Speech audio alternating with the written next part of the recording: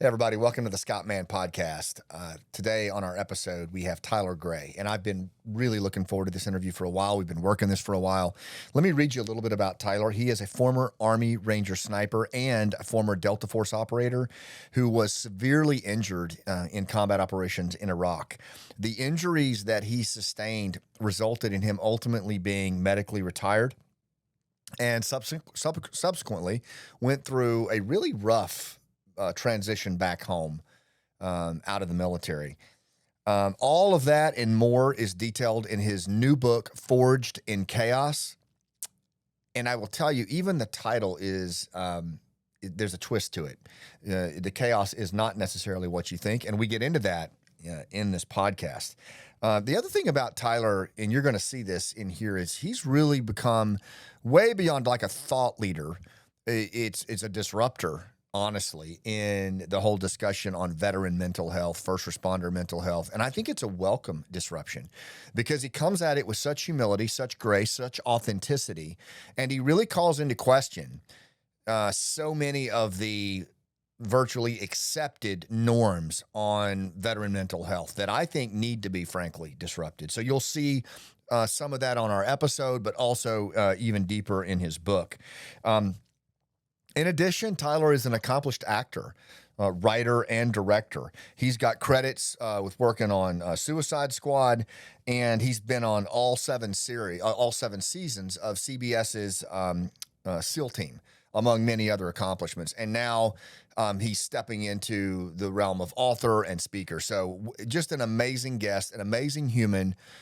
Honestly, one of the most authentic dudes I've met in a long time. Can't wait to share the interview with you. I'll see you on the other side as I talk to Tyler. Welcome to the Scott Mann Podcast, where we connect like our lives depend on it.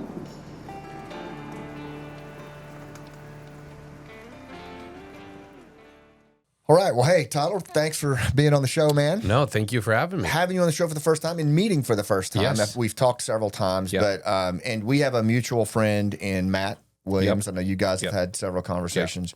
I want to just kind of jump right in and establish a little bit of backstory because I feel like it really does feed into so much of your evolution as a warfighter and you know, kind of coming home from combat and what you're doing now. So can you tell us a little bit, just your backstory, background, how you came into special ops and what kind of led you here?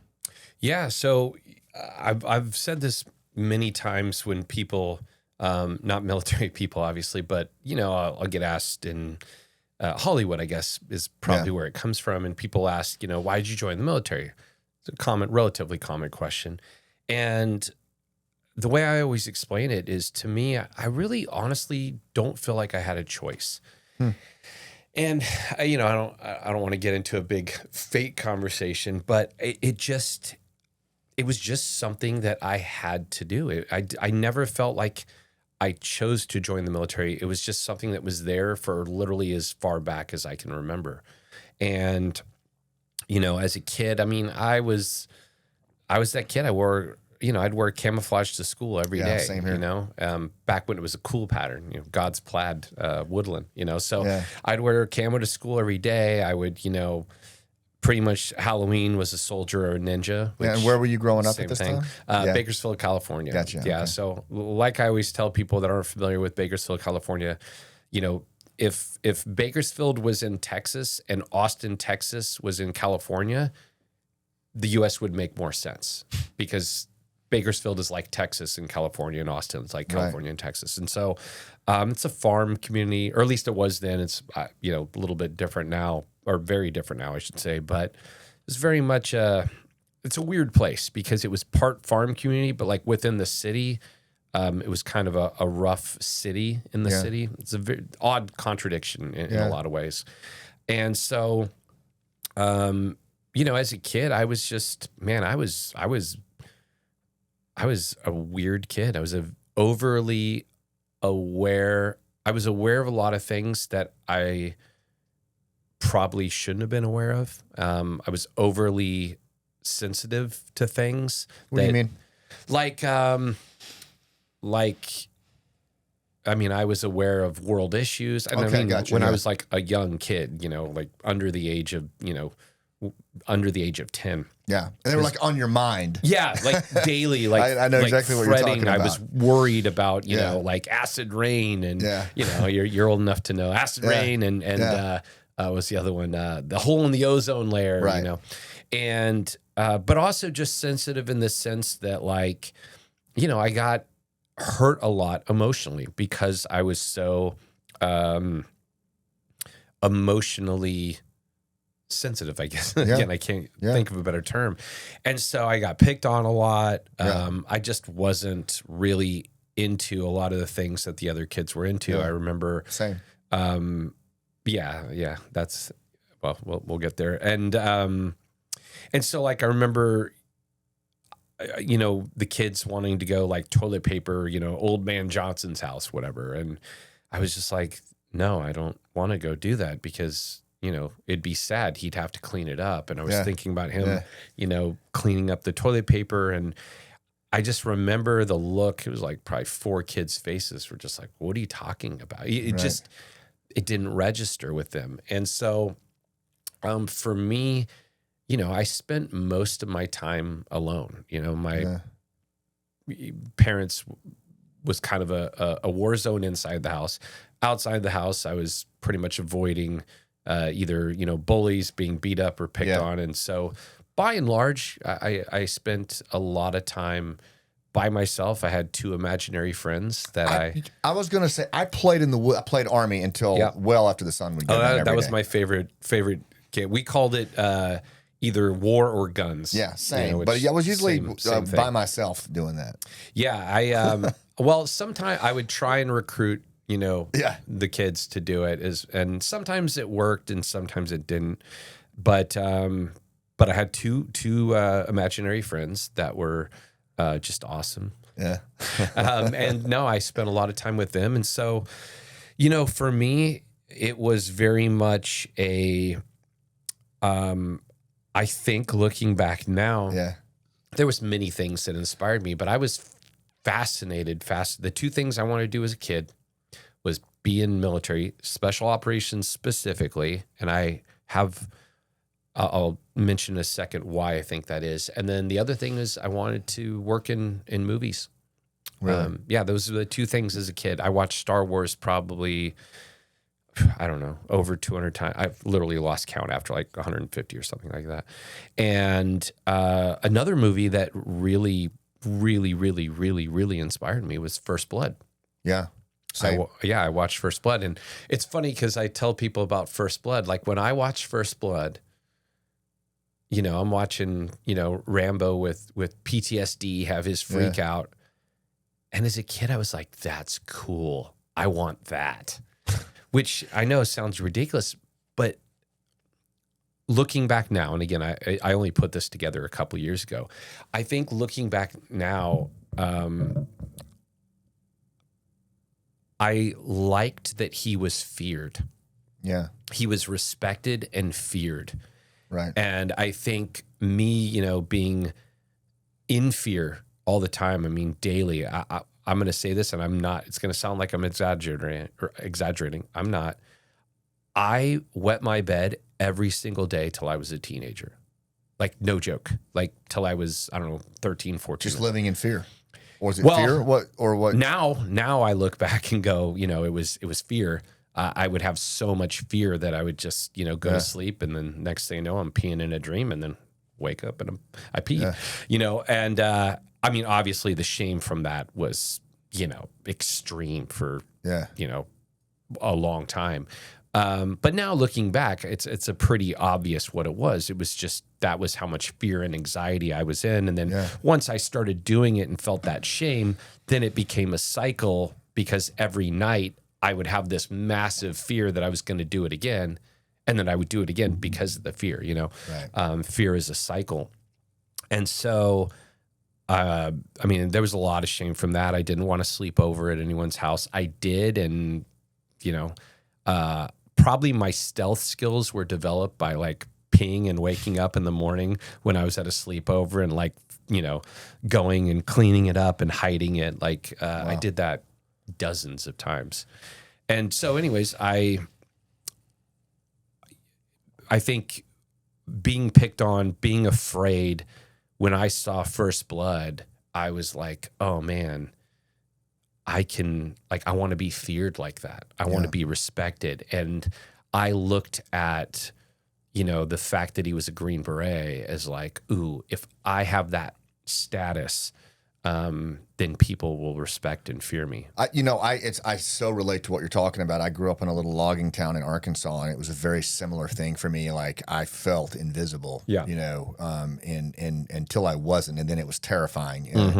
And all I could think about and literally obsess over was getting out of that town, getting into special forces, and never looking back. I'm talking like 14 years old, Yeah. So you grew up in the 80s? Yep. Yeah. I mean, that was, it's really interesting. I felt the exact same way about getting out of Bakersfield. Like I couldn't wait to leave, and I never went back. I don't even like going back now to visit my mom. Right. Or I don't mind visiting my mom, but I can't stay the night. I have to get out of there. And funny because I think one of the things I love, I didn't put this together until recently, but if you rewatch Star Wars, the original, it's about a kid that wants to get out of the desert. Yeah. Bakersfield's a desert, So I think one of the things that I identified so much with that movie was the main character just felt like he could do more and wanted to do more. He wanted to be a part of something bigger. And he felt like his life was just wasting away, working on, power converters. So you joined up. What year did you join? So I joined after I graduated high school. Yeah. It's a funny story because I graduated high school. I don't even think I mentioned this in the book because, there's only so much room. But I actually graduated high school and didn't join right away. I went through a rebellious phase in high school. This was like the 90s, and, I was listening probably to too much Rage Against the Machine, and I kind of went through a rebellious phase. And in Bakersfield, you did one of three things when you graduated high school. You went and worked in the oil industry, you went to the local community college, or you went in the military.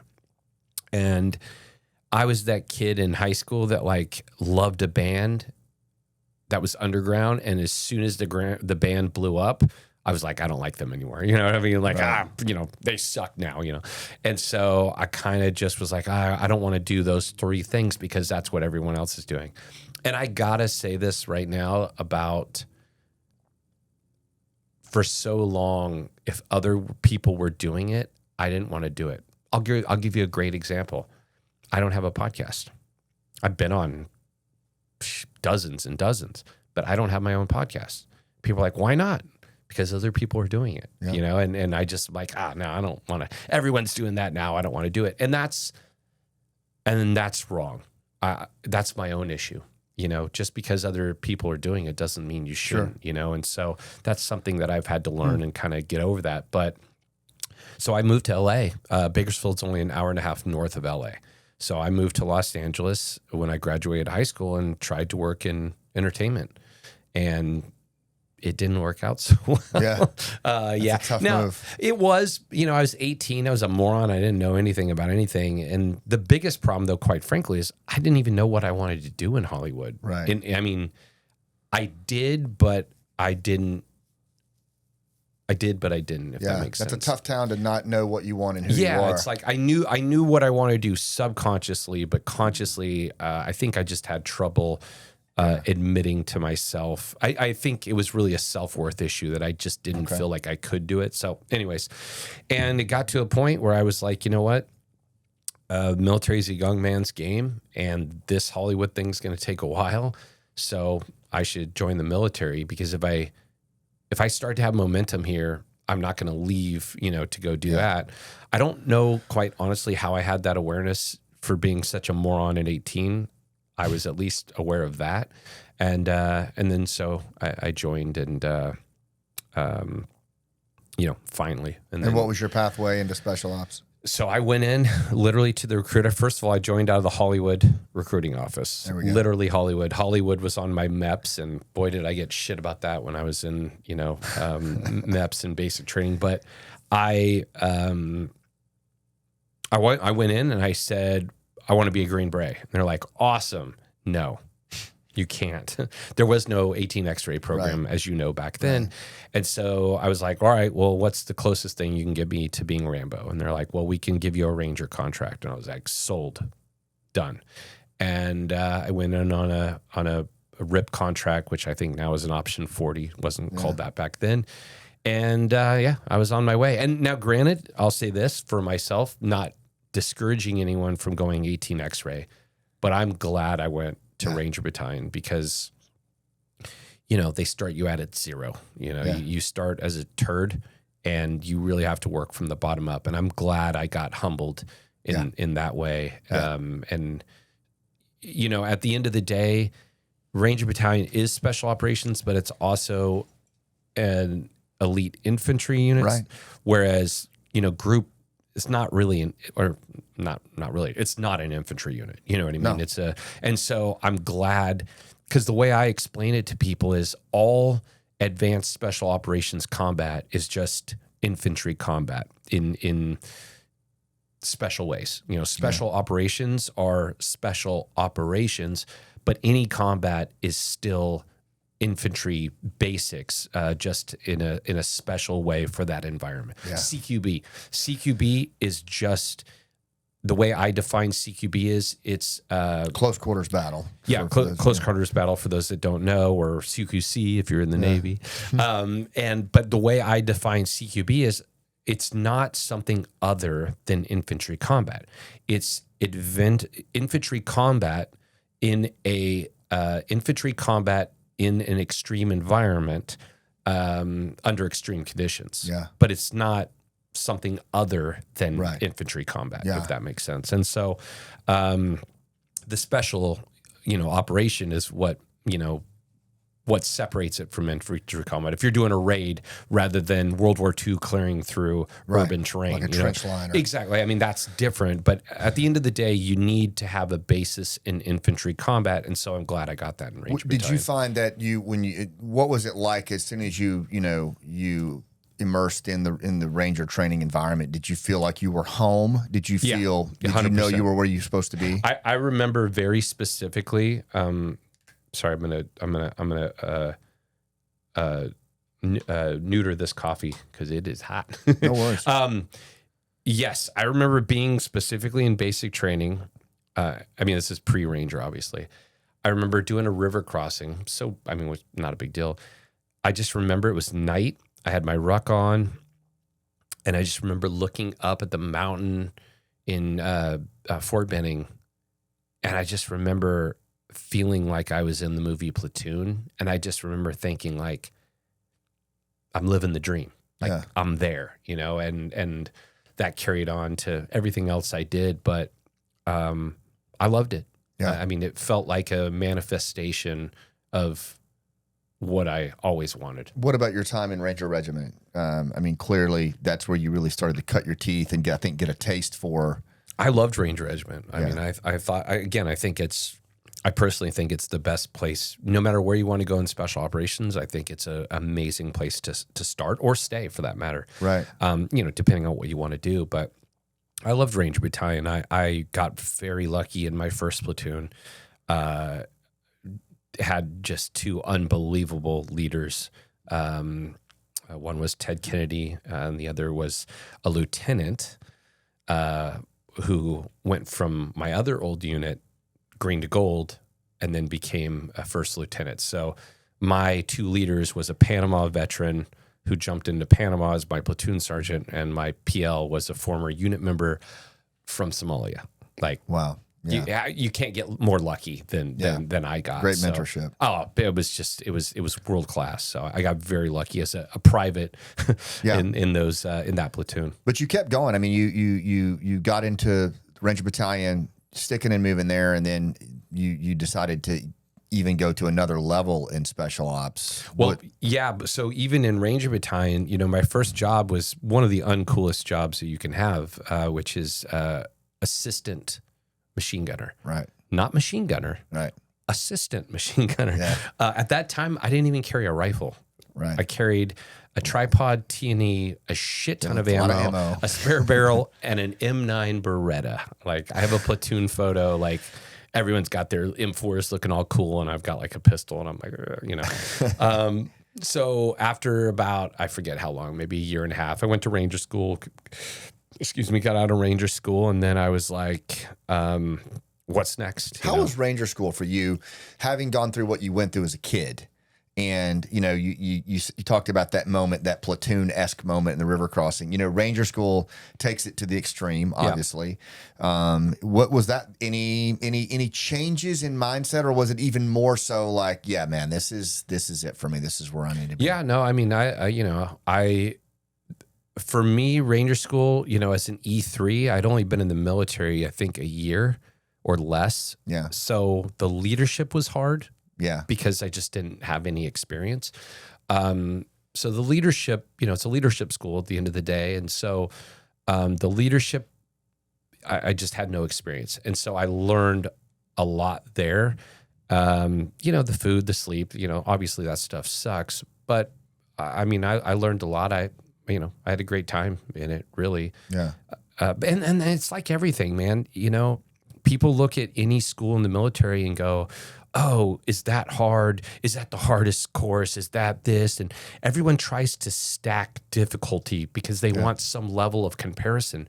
And the problem with comparing these things is that they're A, not comparable, and B, they're all comparable. They're not comparable because it all comes down to your individual motivation. Yeah, and I found, like, for me, like even in SFAS, I actually enjoyed SFAS and the reason was because I had waited so damn long to get there. Like, and I know that sounds crazy, but I had to wait, 5 years or 4.5 once I got in as a lieutenant. Like I couldn't even try out until I was a captain. Yeah. And I can remember at one point, I think we were pushing the 3-wheel Jeep or something, and I just kind of thought, shit, I'm finally here. Yeah. It was hard and it was difficult, but at the same time, it was like, man, finally, I get a chance to try out. 100%. That's how I felt in every course that I ever did. There were things that were hard, but I had the motivation to be there. So, and then you look at people that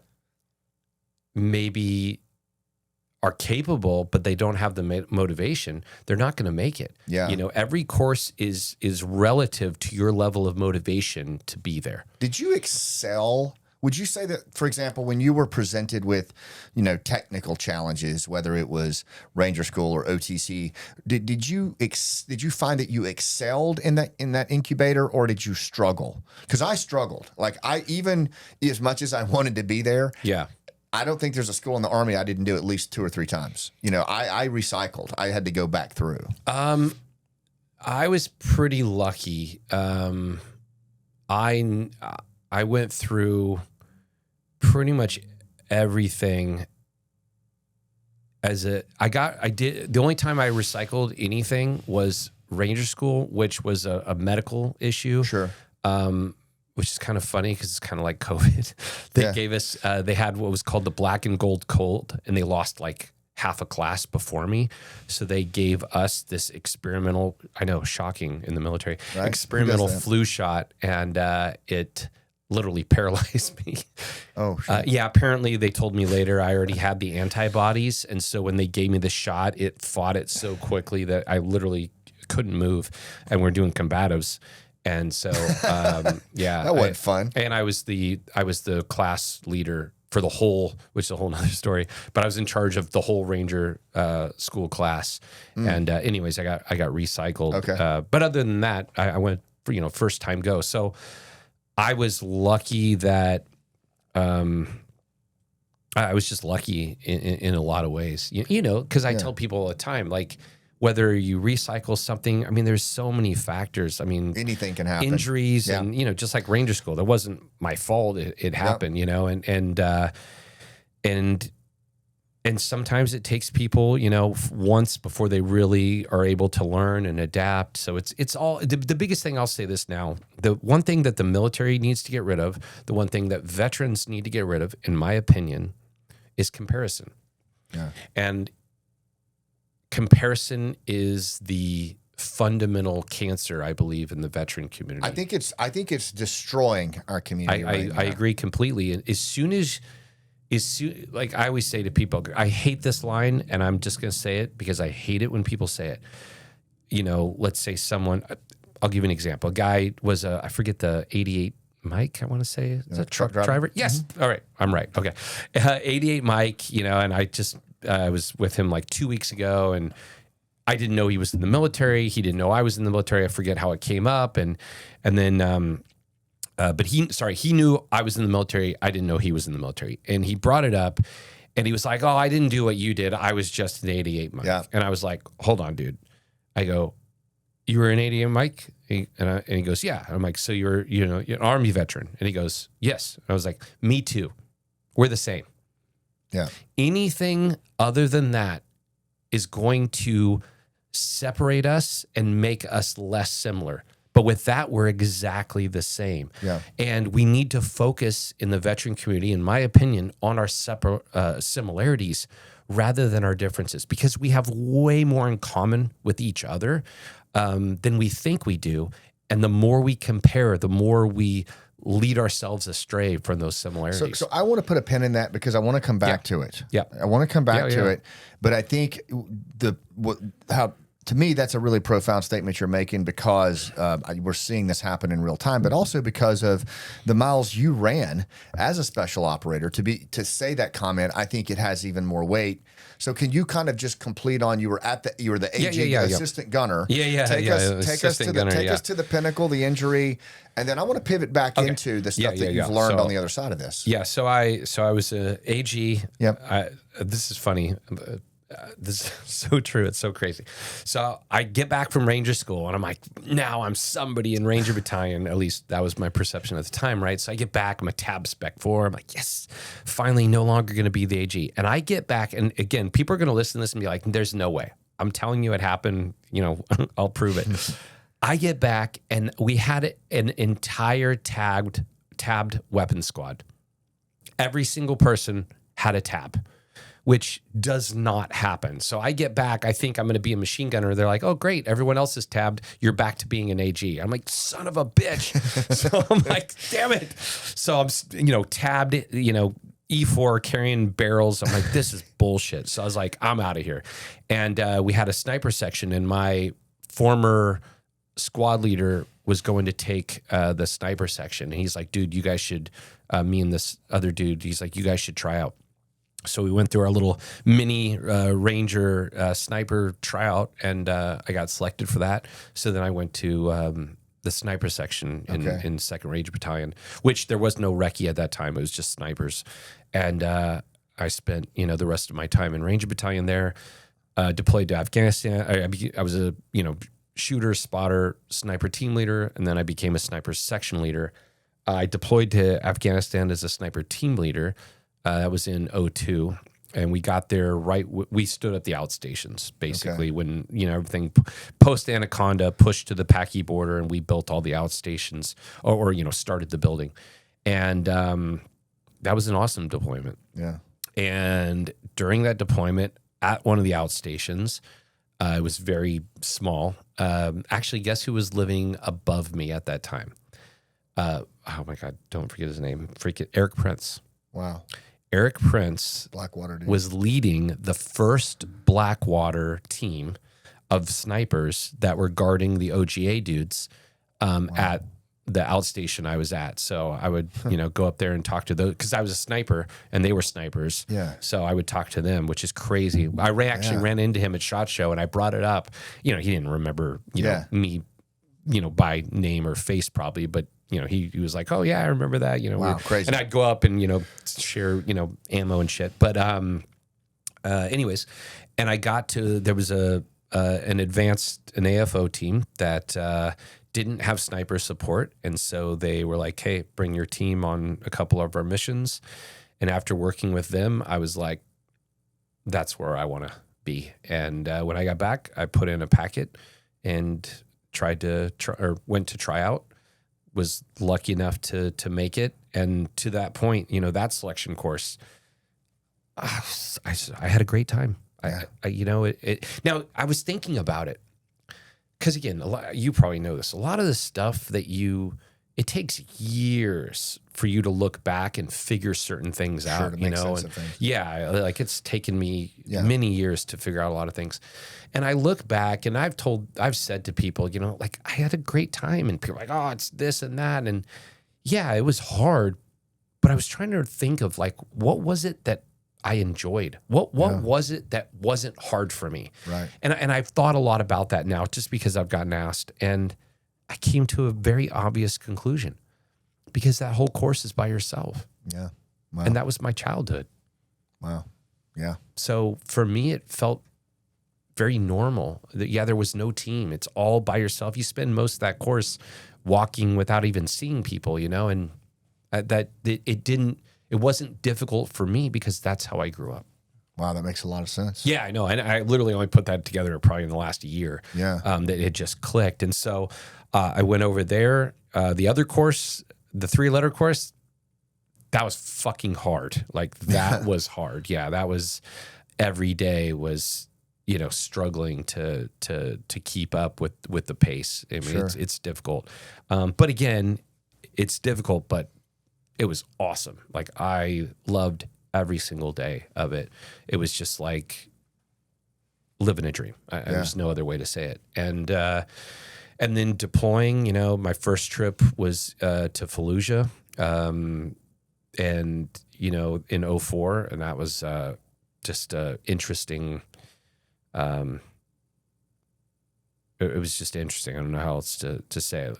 Saw a lot of it was a big war, like we were doing things that you couldn't do in Baghdad. Seeing things were happening that just weren't happening anywhere else at that time is the best way to say it.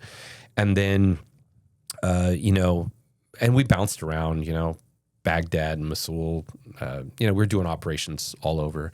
And then eventually on another deployment, a very busy deployment. I mean, we're literally going every night. And that's the one where I got hurt in Sadr City. And, it's so weird, man. I'll tell you a story that I haven't told. So I've told the story multiple times of what happened that night. And, on podcast. And I obviously tell it in the book. And what's crazy is I've never talked to anyone else that was there since it happened. Or I shouldn't say that. I've talked to people, but not about that night. And the guy that saved my life that night, well, I shouldn't say that. Several people are responsible for saving my life. But the initial one, I guess, that saved my life. I sent him a book and he read it. And he was like, dude, like, here's what I remember. And there was a couple things I got wrong that in my head were a certain way. And I talked to him and he's like, oh, no, that was this way.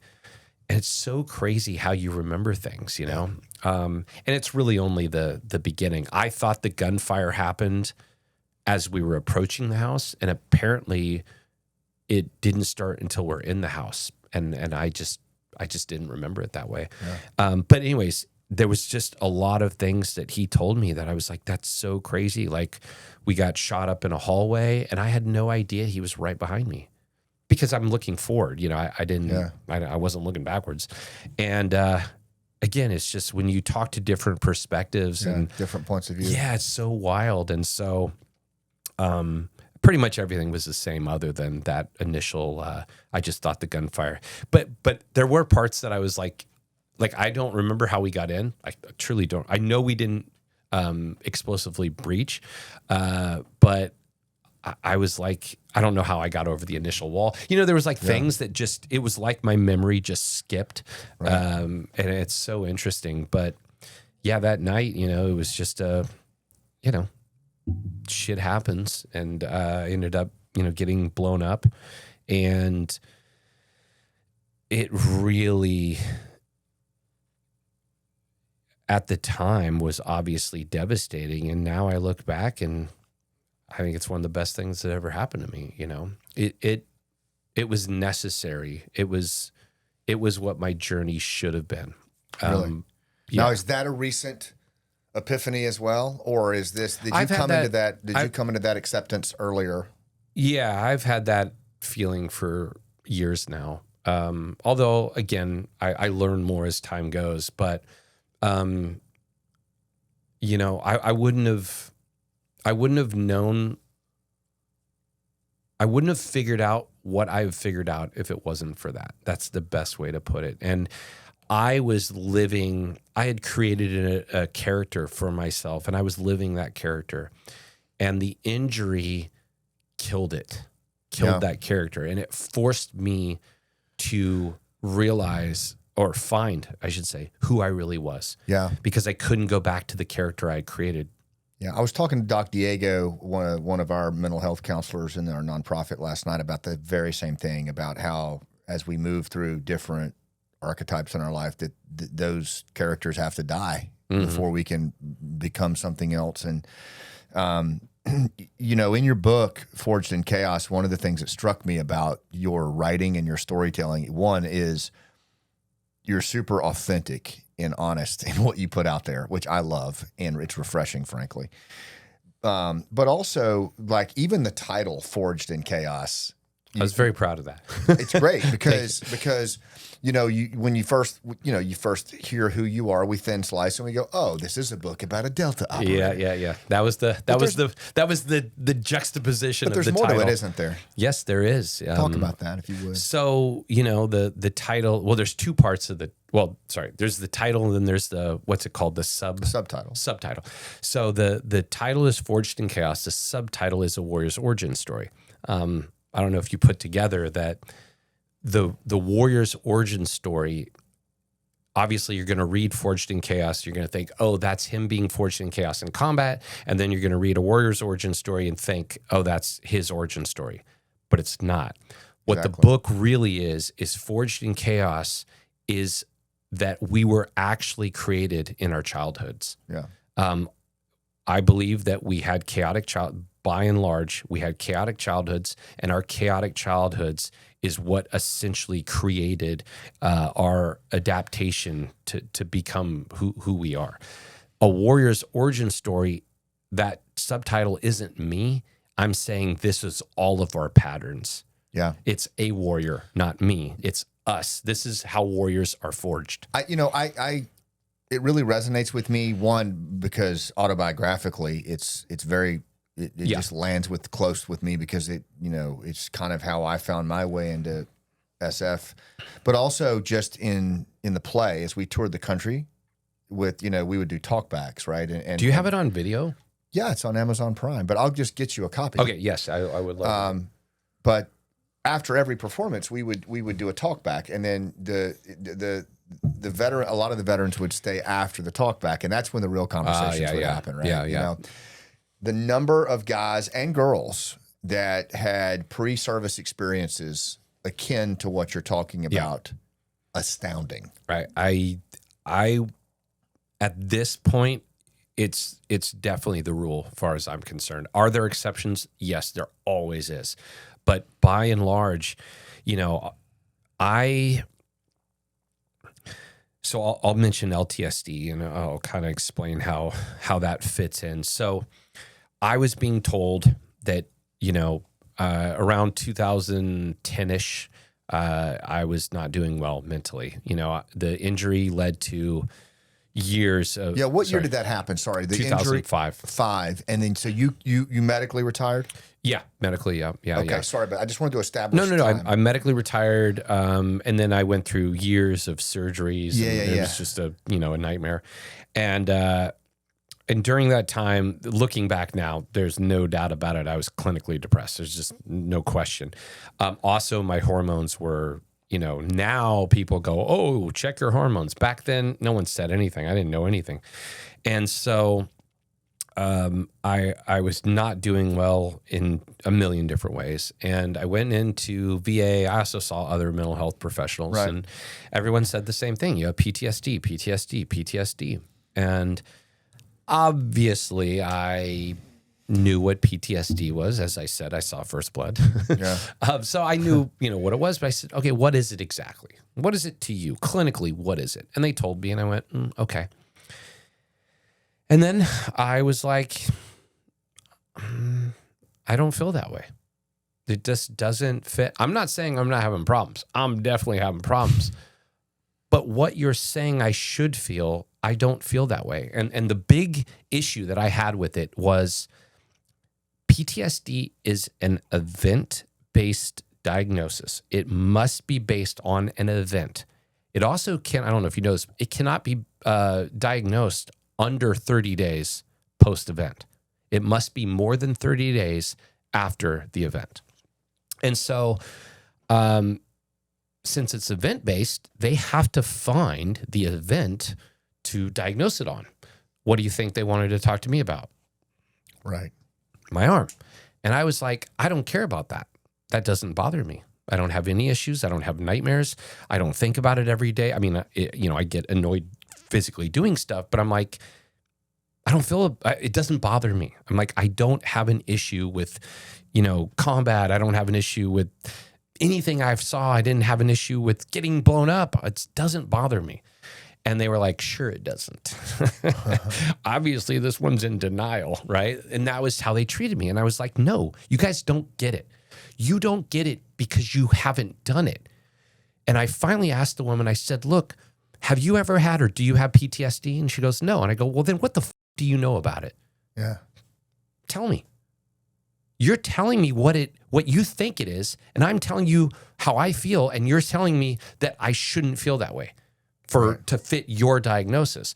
So if you don't have any personal experience in it, and you only know what you've read about and what you theoretically know, why am I listening to you? And so I left, and I never went back. And I swore when I walked out of that office that I was going to figure out something that made sense to how I felt, not how they were telling me I should feel. This was around 2010? Yeah. Back in California? Yes. Have you? No, actually, this was in Nevada, Las Vegas. Okay. Before you moved back into the film industry or anything like that? Or I had already started trying to do stuff, but can you hit that just briefly? So when you came out of the military, what was the next move? Yeah. So when I got medically retired, and let me be clear, I chose to medically retire. I was told at the time, I forget the exact numbers, but it was something like you've got a 40% chance of going back to a team after 5 years of recovery. Yeah. And I was like, 40% after 5 years? No, I'm out. Right. And so they offered me all kinds of stuff. They were very cool. Hey, you can go do this. You can do that. They rolled out the red carpet, allowing me to do other jobs there. So no negative on that organization. And I just was like, dude, if the odds of going back to a team, that's why I'm here. I'm here to do that job. If I can't do that job, I'm just going to get out. And I was pissed, obviously. I didn't want to be done, but I didn't have a choice. And so I was like, all right, what am I going to do now? And for me, I was like, I'll go pick back up where I left as a moronic teenager trying to work in Hollywood. So you're definitely not at the epiphanal moment where you're like, this is the best thing for my life. Like no. I was, I was way down the road, right? Yeah, that was way down the road. I was still very angry at this time because I didn't want to, I still wanted to be, love what you did. Yeah, love what I did. It was a dream job. And so I didn't move to California right away because, well, it's California. I don't think I need to say more about that. So I moved to Las Vegas, and then, I could drive very quickly to LA for meetings and stuff. And I had a girlfriend at the time that was working in Vegas. And so anyways, so I left the mental health, the VA, I believe it was. Also, I should mention one other thing. I can't remember if it was before this or after this. I don't remember. But they gave me like literally either 8 to 12, I don't remember the number, bottles of pills. No joke. I took them as prescribed, and I could not function as a human being taking them as prescribed. I took them for, I want to say 2 days, maybe 3, I don't remember. And I was like, I'm done. I threw them all in the trash, and I was like, yeah, that's not the way. Right. I'm not saying I know the way. I'm saying I know that ain't it. Yeah. And so I threw them in the trash and walked away. And then I basically vowed to myself that I was going to figure out something that made sense, that fit the way I felt. And this notion of LTSD. Yes. And so, I mean, you know the story because it's in the book about the fire, but, and I'll save that because it's a long explanation, but something happened that I reacted in a very odd way to. And well, probably not odd. Most people wouldn't think it was odd that are probably listening to this, but it was not normal behavior. And I had to come up with a way to explain why I did what I did. And I came up with LTSD. So, couple things about PTSD, and this isn't in the book, so this is going to be new for you. But there's a lot of problems with PTSD, and again, I don't care if we had a room full of PhDs. Like, PTSD has some serious flaws. One is PTSD specific to veterans? Yeah, for sure, it's not. Right? No. Who can have PTSD? Anyone that's had trauma, right, or a traumatic event. Trauma is very subjective. Yeah. So anyone can have PTSD for anything traumatic, which trauma, let's be honest, some people are getting trauma over what we would consider nothing. Yeah. So you got a diagnosis that almost anyone can have for almost anything. Yeah. And yet we're being told as veterans that it's our problem. Yeah. Your problem is PTSD. That's it. No. It cannot be our specific problem because it's not specific to us. Let me back that up with some numbers. If the problem of veteran suicide was the result of PTSD, then that would mean that non-veterans with PTSD would have a similar suicide rate, right? But they don't. So explain that. Right. Well, I'll tell you how they're going to explain it. Oh, you're right. You're right. Combat. Combat is the factor that explains that. Well, if that was true, then combat veterans and non-combat veterans would have dramatically different suicide rates. But they don't. That's so absolutely right. What's the explanation then? I'll tell you the explanation. The explanation is that means definitively that there's something in the veteran and first responder community that is not PTSD. Because if it was just PTSD, then it would be what we just said. So I was trying to figure that out. And something hit me like a punch in the face. And it was when I was in Warrior's Heart. And I realized that everyone there had a similar childhood story. And so, I'll go back to LTSD. So I came up with the concept of LTSD. LTSD means lack of traumatic stress disorder. I don't have post-traumatic stress disorder. I have lack of traumatic stress disorder. When the environment is chaos, my mind is completely calm. When the environment is calm, my mind is completely chaotic. It almost creates the chaos. And the only way I can calm myself is by creating the chaos back in the environment to bring me back to my homeostasis. That is LTSD, lack of traumatic stress disorder. So for the longest time, I had that, and I knew the truth of it, but I made a major mistake. I thought LTSD started in the military. I thought it started in combat. I thought it started in training. Yeah. And then I went to Warrior's Heart. What is Warrior's Heart? Sorry. Warrior's Heart is a veteran and first responder rehab treatment facility, started by a guy that I serve with, Tom Spooner. Well, more than just Tom, but Tom's awesome guy. I mean, just legendary in multiple different ways of that word. And he started this with a partner. I believe his name's Josh. Don't quote me on that. And Josh Langton, I believe. And they started this facility, and you can't go if you're not a veteran or a first responder. And so when you go there, it's pretty awesome. And the thing that I learned there was everyone there had similar childhood stories. Mm-hmm. And I'm like looking around going, oh, dude, everyone's story is almost slightly different versions of the same template, right?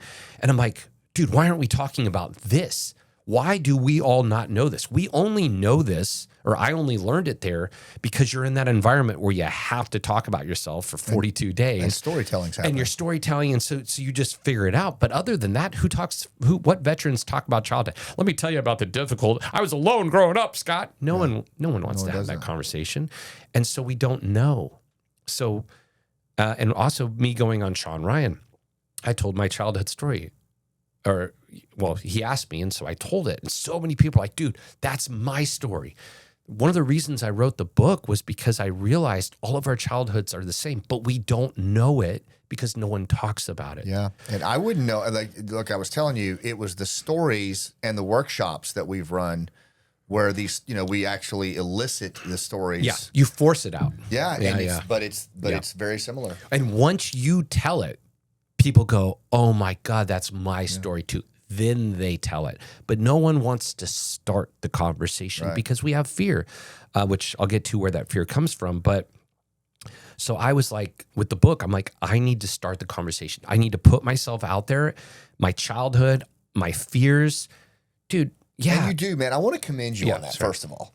I mean, it's one thing to talk about your experiences and your vulnerabilities and your challenges in the military, right? I mean, that's one thing, but you've taken it to a new level of authenticity. Like, I'm serious, and I wrote that it's what struck me the most was the generosity that you put into that work for us. It means a lot. Well, thank you. You said two words I want to mention because they're, vulnerable. The book is not vulnerable. It's authentic, as you said. And the reason I say that is because, first of all, let's be honest, vulnerable is a bad word in our community, right? And but authentic is authentic. It's not vulnerable because vulnerable to me, maybe I'm getting too into the word, but I feel like there's somewhat of an intention with vulnerability. Like you're trying to be vulnerable, right? Authentic is just, dude, this is who I am. It's not trying to be vulnerable. It's just like, this is who I am. Yeah. Whether whether you think it's this or you think it's that, this is just me. And and that to me was the message I wanted to put out. I just wanted to put out, this is me. Judge it however you want. I don't really care. Yeah, you hear that's who I am. You hear the V word a lot in corporate America. Vulnerable, and the way I've always come at it, and this is kind of what I talk about is authentic is I love the word authentic, but actually because I believe we're social creatures as humans, 100%, yeah. and we're always trying to be. I think it's about being relatable, right? And if my experience as a storyteller is if you, like you said, if you try to be vulnerable as a way of being, it's almost manipulative. It is, and that's why it's not authentic. Yeah. Oh my God, you said it perfectly. To me, vulnerability has a little bit of manipulation in it, and that's why I don't like that word. And it's dangerous to stick your jugular out as a way of not of practice. But if you, for example, if you focus on being relatable, which is actually what we're predisposed to do as humans, right? We're to be relatable to another human. If your intention is relatability, then vulnerability will come alongside you in an appropriate fashion. In other words, vulnerability, there are vulnerable aspects to your relatability because it's appropriate for that intention. And I mean, that's really what came across to me in the book was it wasn't like, hey, I'm going to take off all my armor and just expose myself. It was an intention of being relatable and reaching out and connecting with other people and doing what was necessary to do that authentically. Yeah, that authenticity is what I, and again, I'm going to, there's a big news story in the veteran community right now that probably has to do with authenticity, and you know what I'm referring to. And it comes down to, for me, I think the more of us that put out just, hey, dude, this is who we are. Like, I mean, I was a scared kid that got beat up and picked on. Like, I was a weak kid. I shouldn't say that. I was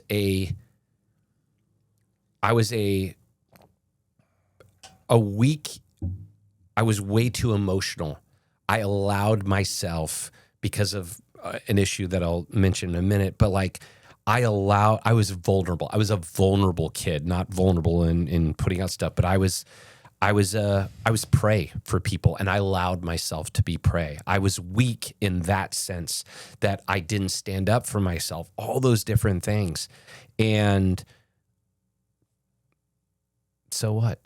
Like, that doesn't, you know what I mean? Like, right. It's just like today. It's like, it doesn't mean anything. I can put out, Pies in the barn, man. It's like, I don't care. Like if you want to say, oh, that means this about him, I don't give a shit. It doesn't mean anything to me. Nothing that anyone thinks about me is now going to change the way I think about or feel about myself. Man. It's refreshing. And that's the place that we need to get to. And once we stop comparing our experiences and our it's crazy. The problem is the military. Well, I'll go back. I'll finish the LTSD thing. So lack of traumatic stress disorder, chaos, right? And I'm at Warrior's Heart and everyone has the same childhood. And I'm like, dude, this is it. And what I eventually figured out was I was so wrong in where I thought it started. Yeah. And what I eventually realized is that the LTSD, the lack of traumatic stress disorder, started in childhood. So as kids, we grow up in a chaotic environment, right? Now, I just use the word environment, not event, environment. So PTSD, what's the first word in PTSD? Post. Yeah. Post-traumatic stress disorder. Think about it. It assumes, we don't even think about this, but post-traumatic stress disorder assumes a pre-traumatic stress baseline. We can't have PTSD because we didn't have a pre-traumatic stress baseline. We grew up in a traumatically stressful environment. And in that environment was so constant and consistent that our brains adapted and rewired itself to for that environment, to survive in that environment. And how does it survive that environment? Well, it makes you, if the environment is chaos, your brain rewires itself to now see chaos in the environment as normal, as homeostasis, as your baseline. Yeah.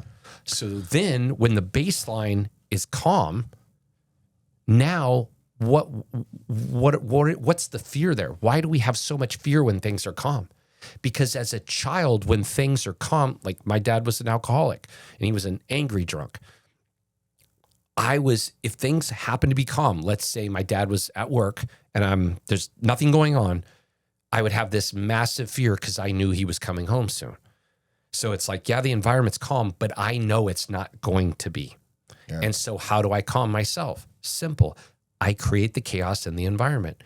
And now I'm back to my homeostasis. How do you create chaos?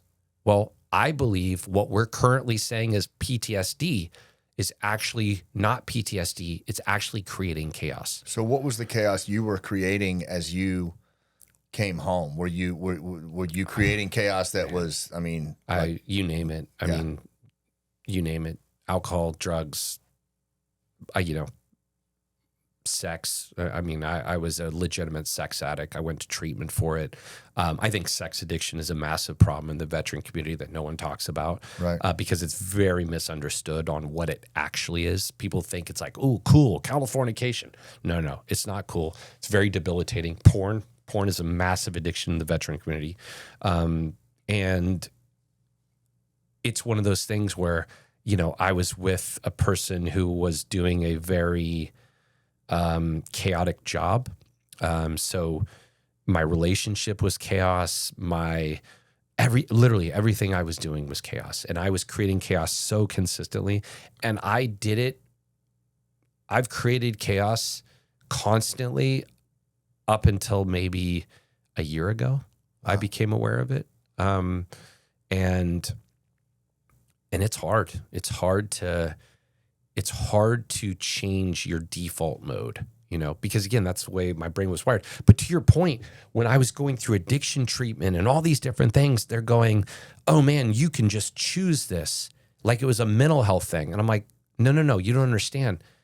Yeah. I don't feel that way. And the biggest problem like my brain explodes with all this because there's so much to say about it. But the reason that these diagnoses aren't working is because they're assuming that our brains are coming from a place of a non-chaotic baseline. Yeah. Like in PTSD, here's another example. PTSD is fundamentally a nervous system issue.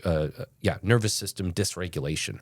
And so we're being told that PTSD is a mental health issue, not a physical health issue. We're being told it's a mental health issue, but it's not. I'm not saying there's not a mental component. There absolutely is. But to act like there's not a physical component is laughable. Right.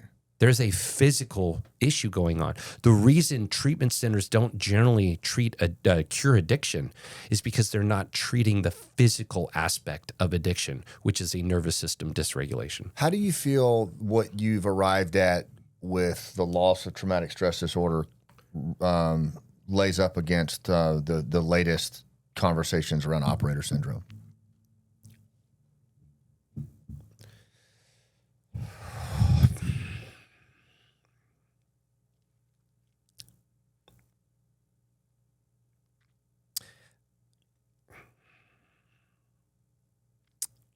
So ironically, I think he is doing great work. I actually literally had a conversation this morning on reaching out to connect with him.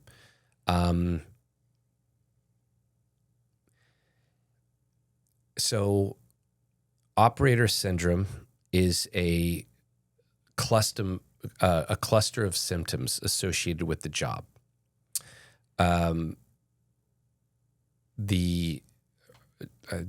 Chris is his name. Chris Frey? Frey, yeah, Chris Frey, yeah.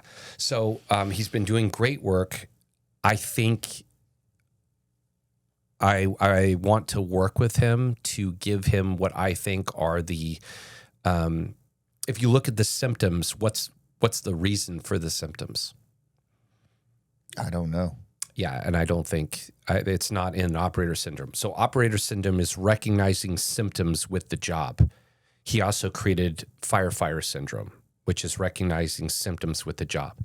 What I'm saying is I don't think that the symptoms come from the job. I think the symptoms come from the childhood. Right. The fundamental problem, I believe, in the veteran community, and I believe the fundamental problem with operator syndrome and firefighter syndrome, and what will, I'm sure, be law enforcement syndrome, is self-worth.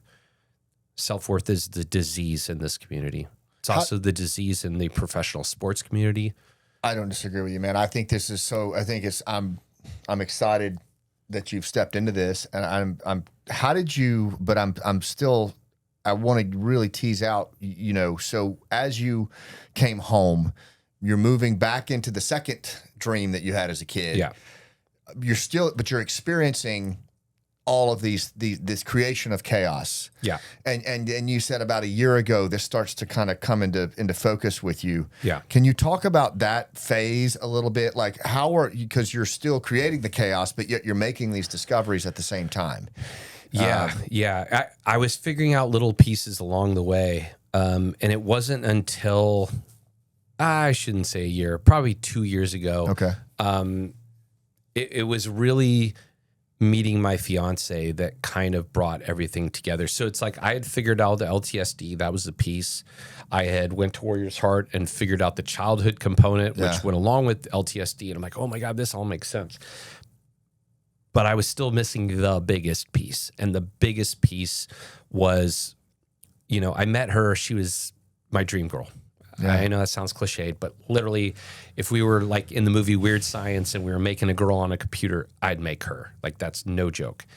And so, as amazing as she was, for the first year, I did everything I could to push her away. I created chaos. I pushed her away. I did stupid shit. And I didn't know why. And so, on one hand, I'm going, like, this is everything I've ever wanted. But then my actions, and I really felt that way.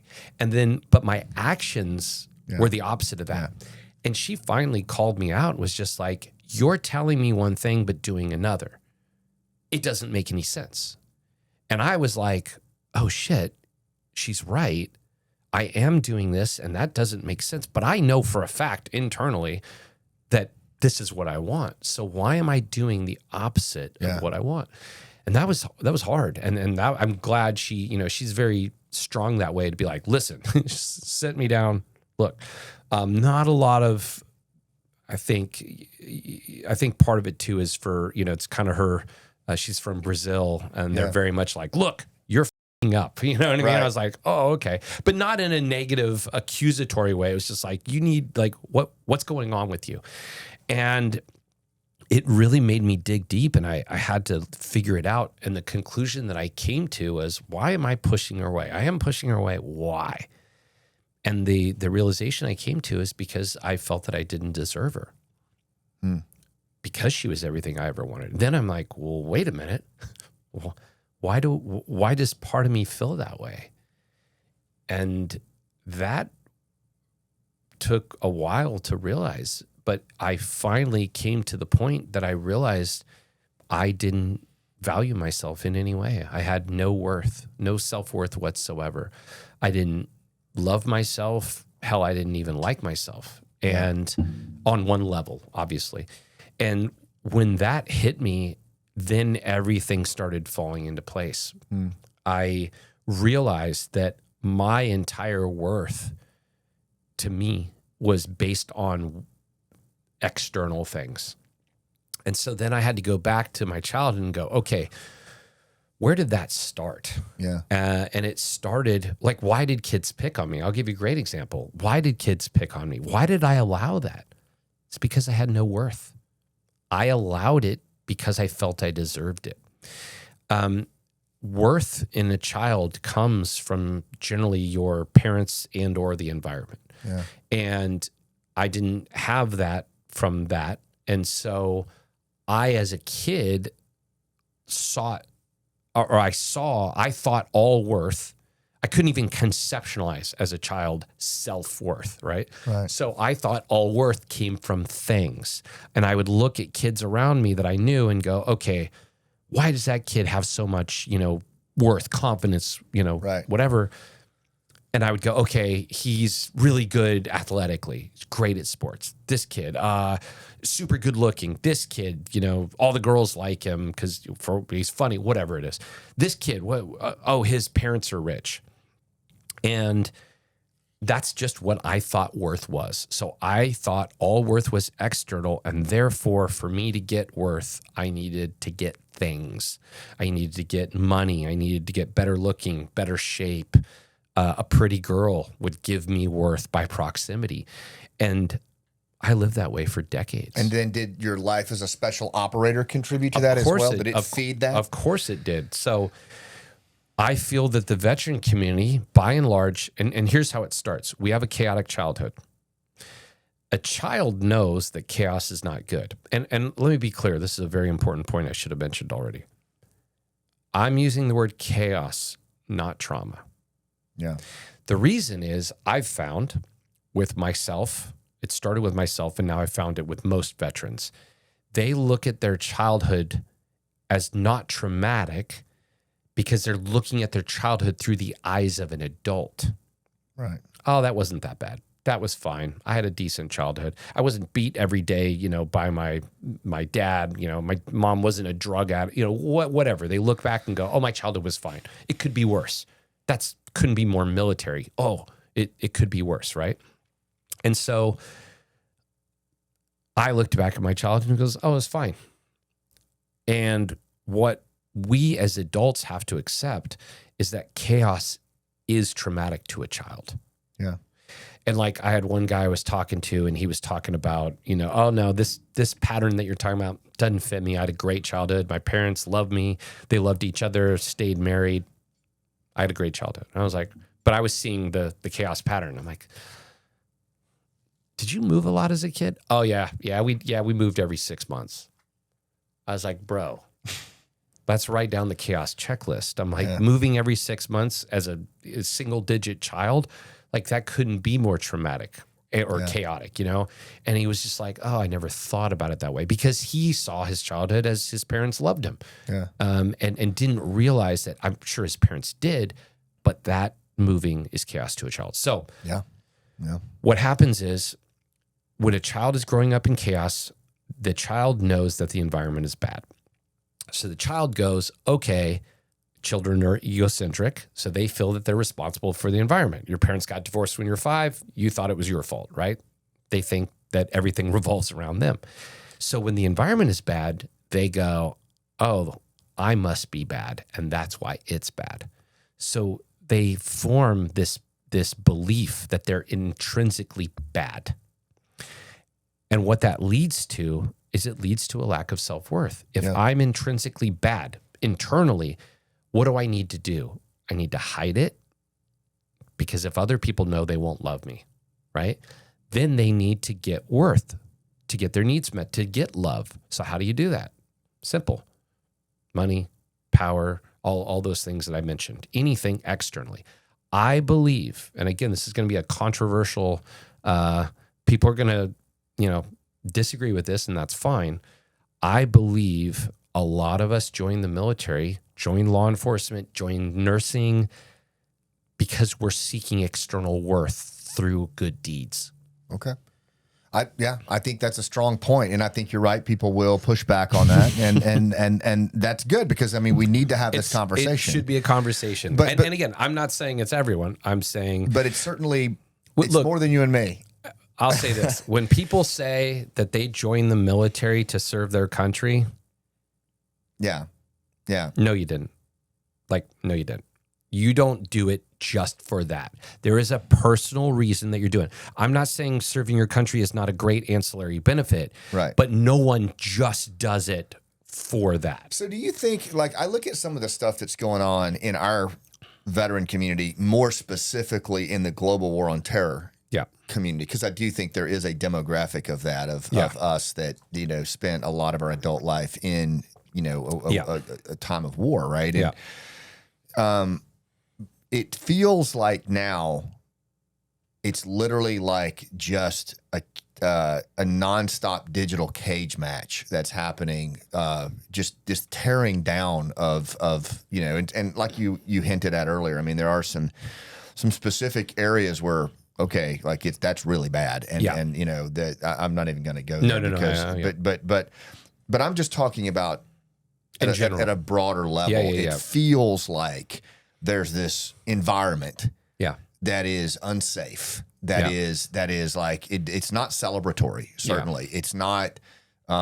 It's not lifting each other up. Which and as I look at the country today, I really worry about where we're going as a country, and I feel like our first responders, our veterans, our military family members offer a lot in terms of the miles that they've run. 100%. But I feel like so many of them are pulling back. I know I did for a while because of perhaps that self-worth thing. It was an imposter syndrome for me. Yeah, 100%. But how many of our really contributory members are staying in the darkness because they just don't feel like they could step into the sunlight because they're going to get eviscerated? I mean, I couldn't agree more. We are doing a disservice by here's a great example. A phrase that I like to use is, at what point did and my unit, by the way, is probably the worst at this, but at what point did we suddenly decide that we should be silent professionals? When did that change happen? And what I'm trying to say is, we were never supposed to be silent ones. We're supposed to be quiet ones, not silent. Right. And there's a big freaking difference. We are supposed to be quiet professionals, but we're not supposed to be silent. Yeah. Silence changes nothing. Silence helps no one. Yeah. And here's the other problem is when you've got people that are silent that shouldn't be silent, the people that are going to control the narrative are going to be the ones that are not quiet and not silent, but are loud.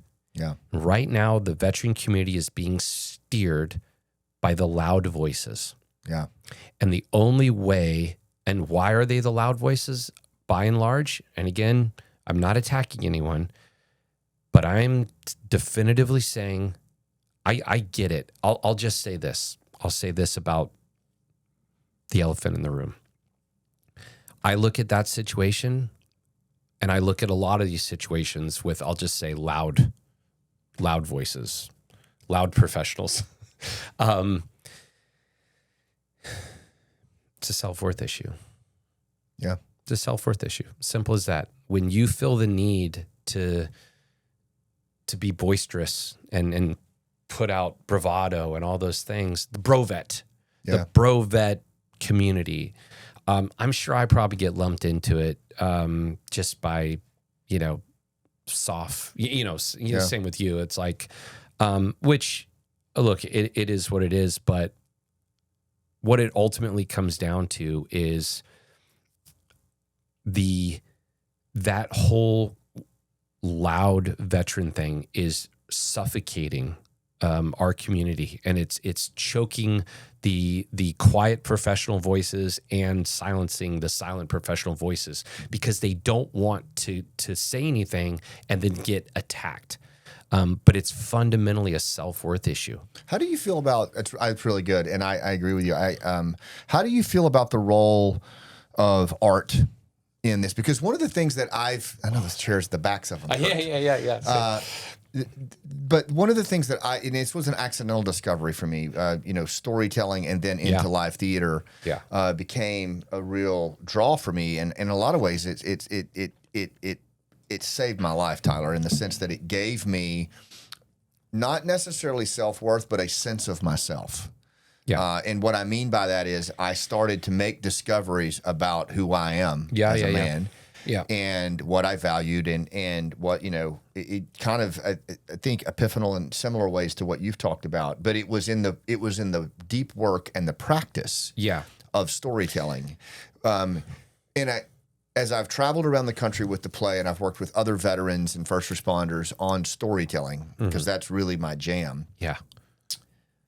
It seems like there's something there in this notion of expressing one's story through multiple mediums in authentic ways. And I just want to because you've done it. Like you've done it. You've gone into the industry of film and television, and you and I were talking off camera about the difference between art and industry necessarily. But in the realm of art, in its most pure definition of self-expression, as a way of making sense of things. Yeah. How do you feel about that as maybe something that we should at least be looking at as we come home? I mean, I think art, gosh, how to say this?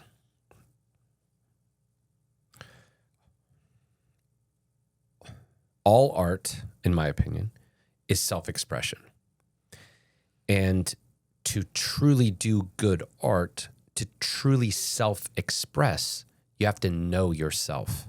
Yeah. So the more you go deeper in storytelling and creating art, the more you have to understand yourself and who you are.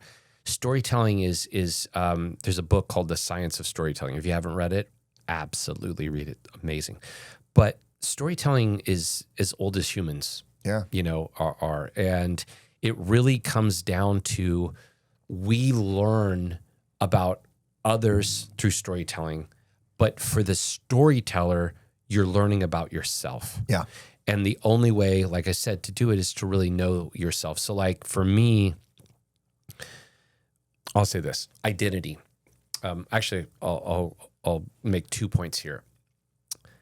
Would you agree that so many veterans, and I said this for many years, when I got out, oh my God, I lost my identity. It's a very common statement, right? Yeah. I disagree with that. Now, I used to say it, and now I realize that I don't think we lost our identity when we got out. I don't think we had one to begin with. And the reason I'm saying that is if you had a strong enough individual identity before you did that job, the job wouldn't have become your identity. The job only became your identity because you didn't have a strong enough one prior to it.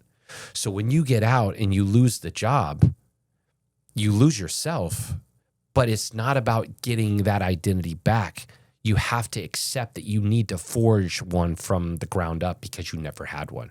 Once I started looking at it that way, it helped me a lot. So is it then in forming an identity now, if to follow your line of thinking on that, is that a healthy thing to do now? So for example, if I say I believe that my emerging identity is as an artist, is that is that a healthy endeavor based on that premise that you've put forward, or is it better to stay away from? I think it's better to stay away from that. I think identity, in my opinion, identity needs to be forged internally without anything external.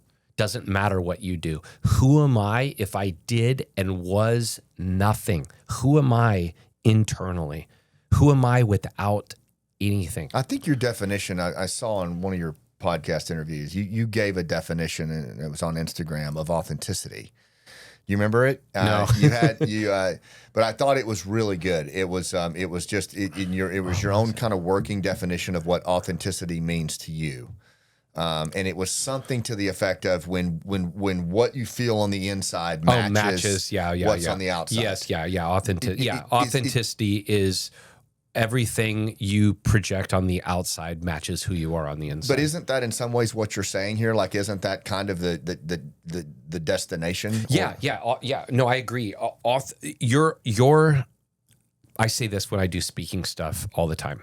I can't tell you how to be happy. It's very complicated. It's way too complicated for me to go, hey, Scott, here's the surefire recipe to be happy. Can't do it.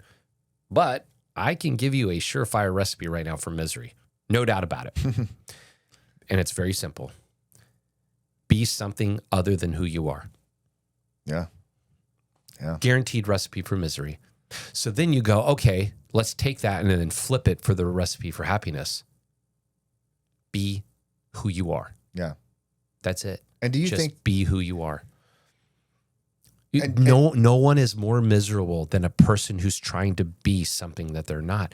The amount of energy it burns is incredible. Is that contributing to a lot of the veteran mental health and first responder mental health stuff that we're seeing in terms of and transition? I think so. So what happens with self-worth, I mean, and again, there's so much to talk about on this, but what happens with self-worth is I have no internal worth. I need to get worth externally. So I need to project that I'm something of worth. The key is I don't need anything to be worth it. I don't need anything. Yeah. I don't need my jobs. I don't need to be on TV. I don't need to be the military stuff. None of it means anything. And what's crazy is, this is the craziest part about it. When I had no self-worth, take, what I did in Hollywood, take what I did in the military, everyone was looking at me being like, oh, you have worth. And I was going, no, I don't. Because they were looking at what I had, and I was looking at who I was. But a lot of people would see you. Okay, you've run the razor's edge, man. Like you've done the things that so many young people look at and they go, I want to do what he did. Then you come out of that, you go to Hollywood. You're part of a really, high impact series, SEAL Team, and are you telling me that even during that period? Like what was that like when you were in that industry? I mean, arguably at the top of your game in another field. Same thing, same kind of hollowness. 100%. Yeah, really, 100% imposter syndrome. Wow. On one hand of your mind, I'll say it differently. Your conscious self is going, I'm on top of the world. And your subconscious self is going, I'm as worthless now as I ever was. Actually, you're more worthless in a way. And the reason you're more worthless in a way is because part of you is going, I should finally have worth. And the subconscious is going, nope, this doesn't change anything. Because again, what you're consciously doing, what you have externally, will not reprogram your subconscious of who your subconscious truly feels that you are. Yeah. It just won't do it. So what's changed for you now? You're at a place now where you've have you left the industry, or are you making it like in films and are you making what is your disposition now as you come off this second run? I am currently working on a film project that we'll see where it goes. Okay. But everything in that industry just, takes so much work, and it doesn't happen until it happens. So I love that industry. I'm always going to do that job. I want to get more into speaking. I want to help people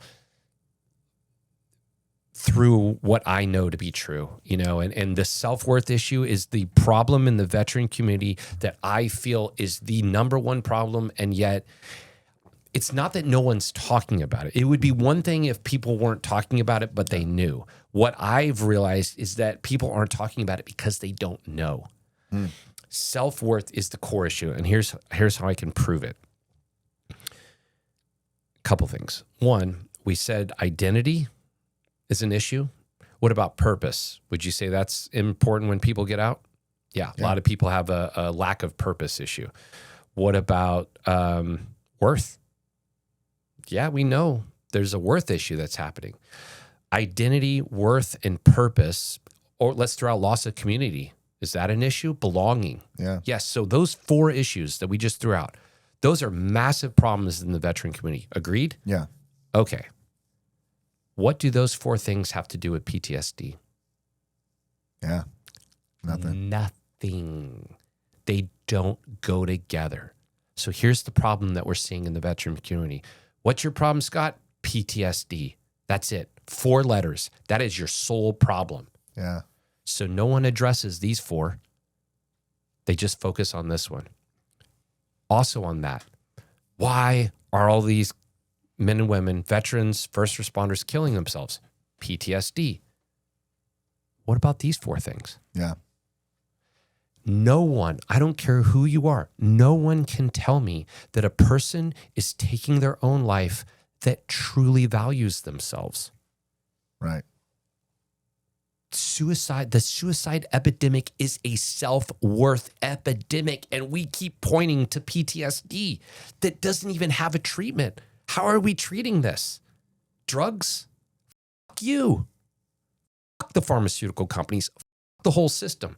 What idiot decided that mental and physical health were 2 separate things? Yeah. That's insanity. Is my brain not inside my body? Why is this controversial, what I'm saying right now? Some kind of disembodied thing. It's obvious logic. And yet no one, the professionals are going, yeah, dude, you have a mental health disorder. Yeah. I'm crazy. Well, I mean, I've even seen in the way that the Afghanistan war ended, and it's not for everybody, but I know a lot of, I've lost a very dear friend to suicide who was actually doing pretty damn well until the collapse in Afghanistan. It put him in a whole tailspin. A serious, and it put me in a tailspin. It's put some other people in a tailspin. There's people that are on the phone with their allies and have been on the phone for 4 years, paying for safe houses, and so it's you're right. I mean, there's a lot here. I think moral injury, is a real thing. I don't even understand it fully. Well, I'll say this: moral injury. If you really just think of what moral injury is, how does that not tie into self-worth? Yeah, you know what I mean, like. So let me tie moral injury in very simply. If you have the fundamental sense that you're intrinsically bad, and then you morally go against your morals because of a situation, well, that's just going to reinforce the fundamental belief that you're bad. Yeah. What about a betrayal by senior leaders taking actions that went against everything that you were held to account for? So what I've determined is that once you have that fundamental sense of self-worth, we develop what's called a super sense of justice. So the veteran community is hyper aware of justice. Right.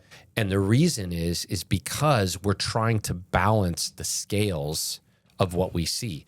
You grow up, you are what you see, you are hyper aware of seeing injustices.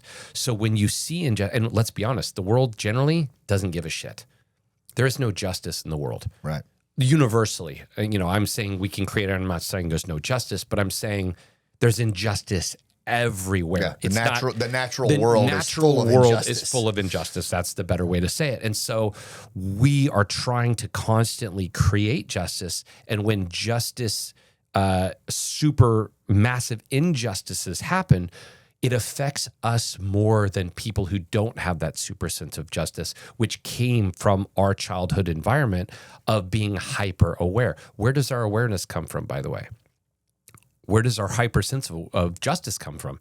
Where does hypervigilance come from? When we were children, and not to get into a scientific conversation here, but the brain rewiring that I mentioned earlier, the neurons that would go to uptaking happy chemicals, dopamine, serotonin, norepinephrine, however you pronounce that, those neurons, when you're in a chaotic environment, your environment isn't producing enough happy chemicals. So those neurons aren't doing anything. So the brain goes, well, I need to put all my neurons to work. So what does it do? It rewires your brain, and it takes those neurons and moves them into what? I don't have enough happy chemicals from the environment. The environment is dangerous and I need to survive. So it takes those neurons and puts them towards awareness, turning vigilance into hypervigilance. Yeah. That's where it comes from. Yeah. So it's like all these things. The biggest thing that I'm trying to explain is we are not wired. If you're forged in chaos, the point of the book is if you're forged in chaos, we are not wired the same as someone who wasn't. And we're not predisposed to thrive in what others would just think is a stable, normal environment. In other words, there's a predisposition towards hyper whatever. We are wired for chaos. Yeah. So a person that doesn't grow up in chaos is wired for normal. Just think of it this way. If this is first world society, this is America, this is, small town America, and this is a war zone.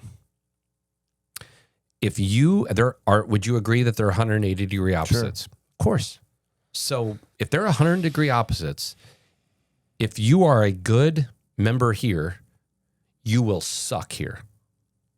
Conversely, if you're good here in war, you should suck in society.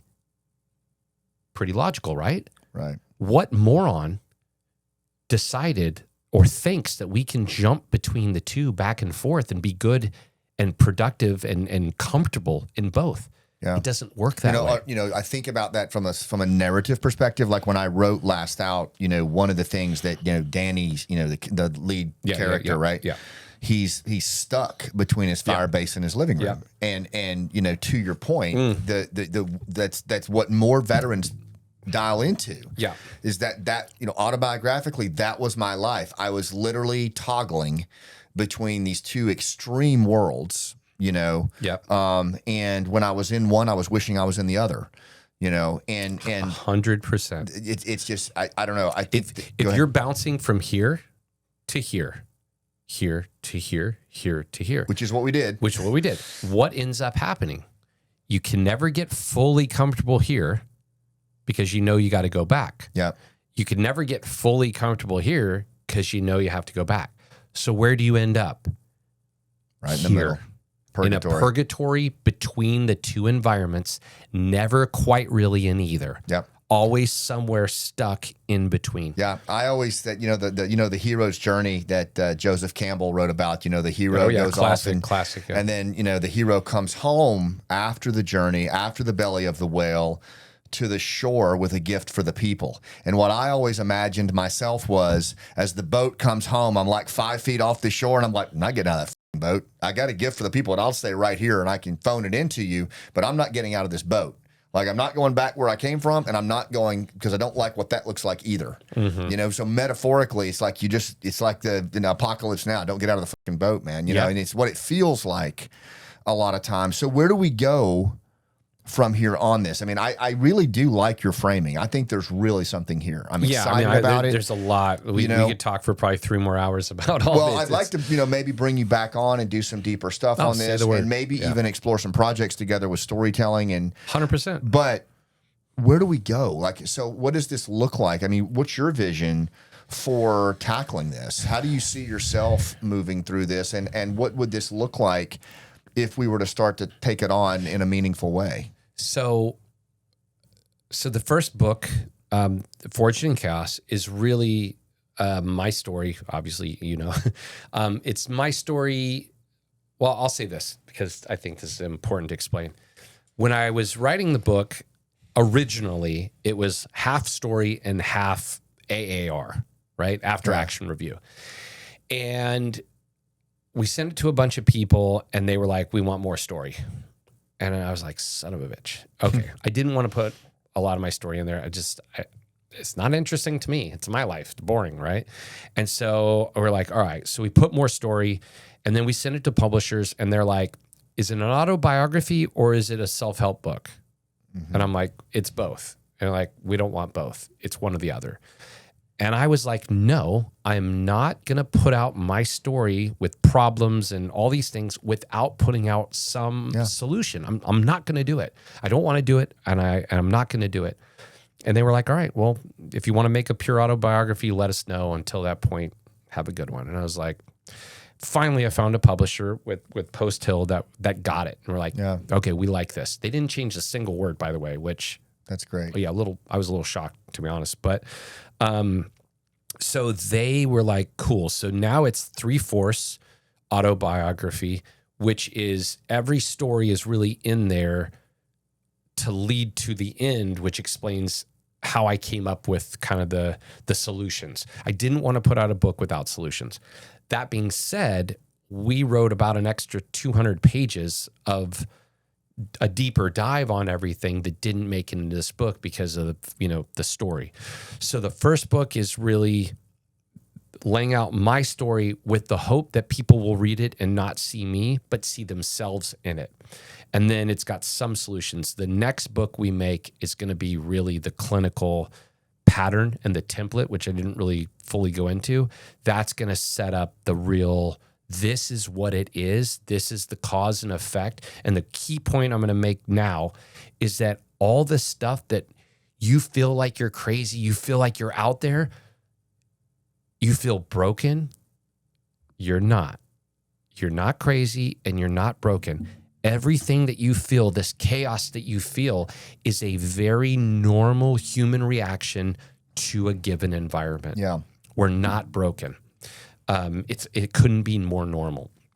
And so the next book is really going to focus on the pattern, the solutions for the pattern. On top of that, I want to make a conversation of self-worth. I want to make people aware of how much self-worth is hurting veterans and the veteran community and our country, because if we could fix our self-worth issues as a community, we could lead our families, we could lead our cities, our states, and our country and this world into a much better place. Yeah. But we're not, because we're silent, because we don't feel like we should have the voice, because we feel like we're imposters. Who am I? Dude, I didn't write a book for 15 years because who am I?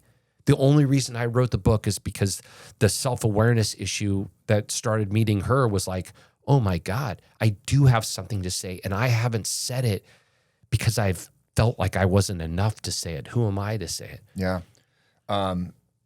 Man, that's so good. And I want to offer something up here that just two things. So when I think about the characterization of your book, there's a guy named Sean Coyne who was Stephen Pressfield's editor, and Pressfield Gates wrote of Fire. Gates of Fire. And classic book. Awesome, if you haven't read Gates of Fire, read it. Absolutely. Amazing warrior book. But he's also... required warrior reading, as far as I'm He's also concerned. written The War of Art, which a lot of people have not read. I have not read that. Now I'm the shitbag.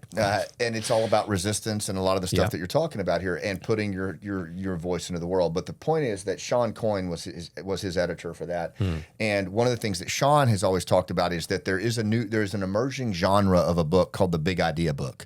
And it's a kind of a lesser known genre, but I've always loved it because it is this idea that it is an idea that can change the world. It is a game changing idea, but it's a combination of memoir, self-help, and even technical manual, right? It's all those things, and it cannot be a big idea book without all of those things.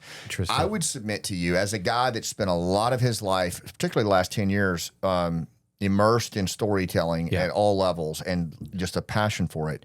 One of the things I truly believe is that what's personal is universal. We are such a story animal that when we hear someone share their story and they're relatable to our pain and relevant to our goals, then we autobiographically listen to their story and we make sense of our own life and the safety of their story. 100%. You've done that with your book. So here's what I'm going to say, and it's unsolicited. I hope that in your second book, you tell stories about your journey just as generously as you have in the first one, because that's actually, I believe, where true self-examination occurs. I'm not going to look at my shit if you give me a technical manual. What you gave us in this book is an honest examination of yourself and the shit I say the two best scar stories in the world. The second best one is the one you don't want to tell anybody else. And the very best scar story in the world is the one you don't want to tell yourself, and you've done both. And so I commend you for it. And I'm not BSing you. I hope that you always do that, because you're really onto something. And you're giving a lot of people, and I think maybe even an entire community, permission to do the same. And we need more of it. Matt and I have talked about it. That's what I think, for example, I think with the play is another example of how we're kind of giving permission to ourselves to get to this notion of who are we? Like, who are we really? Yeah. I'm interested in your thoughts on that. It's funny how I talk about self-worth all the time, and that being said, I want to be very clear. It's still a struggle for me every single day, and the proof of that was I did not want to put any stories in the second book. But you saying that now, you're right. And again, it's just a self-worth issue that I'm still dealing with. It's like, who am I to put? I just want to do a clinical manual. And by the way, the feedback that I get on the book, no one says, well, I shouldn't say no one, but by and large, the feedback is on my story. It's on the story. It's not on the clinical stuff. Yeah. And that's not what I expected. I expected it to be literally the exact same. If you ask Lauren will tell you, I breezed through my own personal story. I didn't care about it. I just, blah, blah, blah, let's do this, let's do that. I didn't care. When we got to the clinical stuff, dude, I spent 6 months micro doing that. And it's just, I guess I need to still work more on, imposter syndrome. And I do see what you're saying about putting that in the second book. So I will take your advice. I think we all do. I want to share this with you. It's a short passage from Pressfield at the end of The War of Art. And I want to share this with folks out there. I've actually read it on another podcast, but I think what you've talked about and what you've brought forward, I think this is kind of the punctuation mark to it. But it says, "Are you a born writer? Were you put on earth to be a painter, a scientist, an apostle of peace? In the end, the question can only be answered by action. Do it or don't do it." It may help to think of it this way. If you were meant to cure cancer or write a symphony or crack cold fusion and you don't do it, you not only hurt yourself, you even destroy yourself. You hurt your children, you hurt me, you hurt the planet. You shame the angels who watch over you, and you spite the Almighty who created you and only you with your unique gifts for the sole purpose of nudging the human race 1 millimeter farther along its path back to God. Creative work is not a selfish act or a bid for attention on the part of the actor. It's a gift to the world and every being in it. Don't cheat us of your contribution. Give us what you've got. That's great. So I think what may be worth saying in there is it's talking about art, but it's also talking about creating in general. I think the creative spirit in general. Yeah. And I think that's it couldn't be. I think we are happiest when we're creating. Yeah. And I think humans are so fundamentally designed to create that it's just intrinsic to our nature. And I think I'm happiest when I'm creating. Period. Yeah. Whatever it is, I could be writing, I could be working on a show, a movie, I could be making something, in the shop with, for the firearms industry or something. Like when I'm creating, that's where I'm happiest. And I think all of us are just designed that way as humans. And the problem is nowadays it's so easy to be a consumer and not need to create. And so people don't. And I think it's really doing a disservice to all of us. We really. pull back. Yeah. Well, so you're gonna stay on this path. You're gonna continue to push the envelope on the topic of. Well, I'll say this because you asked me and then I forgot because I'm scatterbrained. We also created a business to solve the very problem that I feel exists. So we created a company called New Bio to essentially solve the health crisis, because what's happening is, as I said, the way Western medicine treats health, it's physical and mental. They don't talk. There's no holistic. There's no holistic. There's no preventive medicine. Everything's drug based. We cure symptoms. Yeah. PTSD at best is a symptom. It's not the core disease. As I said, the core disease of PTSD is a nervous system dysregulation, is the activation of the ANS, autonomic nervous system, that throws you into fight or flight. By the way, do you know why we can't have PTSD? PTSD is you're thrown into fight or flight. You're normally not in fight or flight. Then you have this traumatic event, and then now you start getting thrown into fight or flight when it shouldn't happen. That's PTSD. Guess what our system is? We grow up in fight or flight. Yeah. And we stay in it forever. Why do we all have adrenal failure? Because we live in fight or flight. And again, that's a physical issue, not a trauma in your brain issue. So we created a company that is going to treat physical and mental at the same time. Wow. It's also going to take all the data that exists. When you go in and talk about, do